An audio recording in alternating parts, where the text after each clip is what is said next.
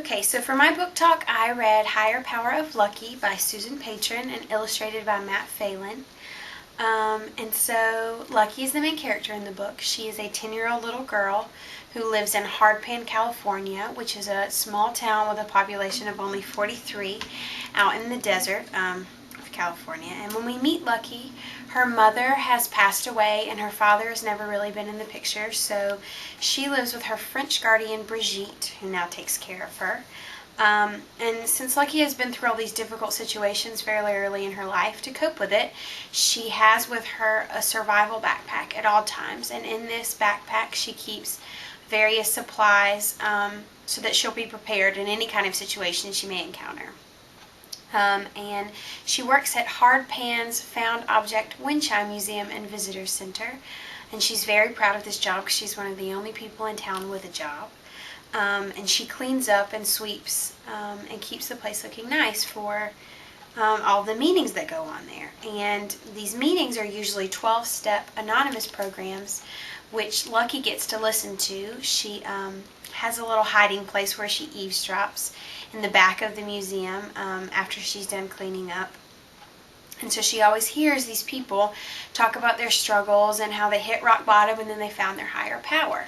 So this sends Lucky on a quest for her higher power throughout the book, hence the title.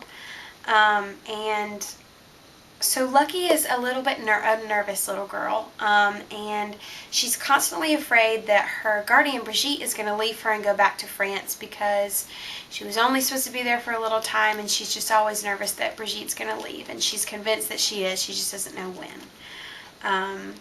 But when Lucky isn't worrying about Brigitte leaving and when she's not constantly checking and restocking her survival backpack, she spends time with her neighbor Miles, who is the 5-year-old cookie fiend who loves Dr. Seuss books.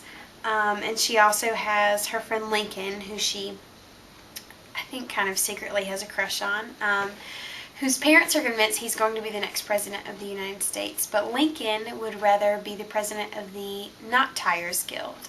So Lincoln is constantly tying knots. So that's her other friend. And then she also has her dog, HMS Beagle, with her all the time, who is actually not a beagle.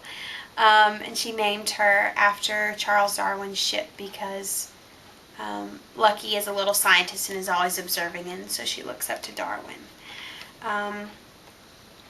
So about the middle of the book, Lucky figures out, she makes the connection that all these people who found their higher power have to hit rock bottom before they find it. So she is just waiting for her opportunity to hit rock bottom because she really wants to find this higher power. So she figures out that she has to hit rock bottom, and so one day she finally decides, this is the lowest I could go, this is my rock bottom. And so she plans to run away. That's her plan before Brigitte can leave her. And so then she gets multiple signs, or so she thinks, that day that are telling her it's the perfect day to do it. So she goes home and gets ready to run away, and it's the perfect day because the dust storm is coming and Brigitte isn't there because she doesn't think Lucky will be home from school till later. So Lucky goes home and packs her survival backpack and decides to run away, but little does she know that her running away will involve Miles and Fig Newtons, that it will involve Are You My Mother? It will involve Chesterfield, the make-believe borough, and the entire town of Hardpan will end up involved in Lucky's runaway scheme. So that's a climax of the book. And I'm going to read you a little excerpt of something that I think kind of characterizes the author's style and gives you a little peek at Lucky's personality. And just to give some background, this occurs on page 71, and Lucky is sitting outside of the Smokers Anonymous meeting listening to the captain talk about how he hit rock bottom and found his higher power.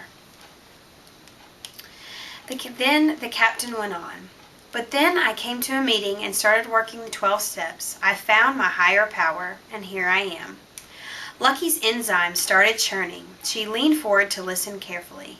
Maybe the captain would explain exactly how he found his higher power, and also where, which would be extremely helpful. So far, Lucky hadn't found a trace of her higher power, though she tried hard to be alert for the slightest hint of it. Having a higher power could help a person know what to do about the problem of a guardian who, every time it got too hot, or there was French music or a snake in the dryer, it seemed like she might quit and go back home to France. So that's just a little excerpt from the book. It's a really great story. It gives you insight into the way that Lucky thinks and the way that she perceives the world she lives in. And it's also a great book to show you that even though life isn't perfect, good things can come from it. So I would highly recommend it, and I really enjoyed reading it.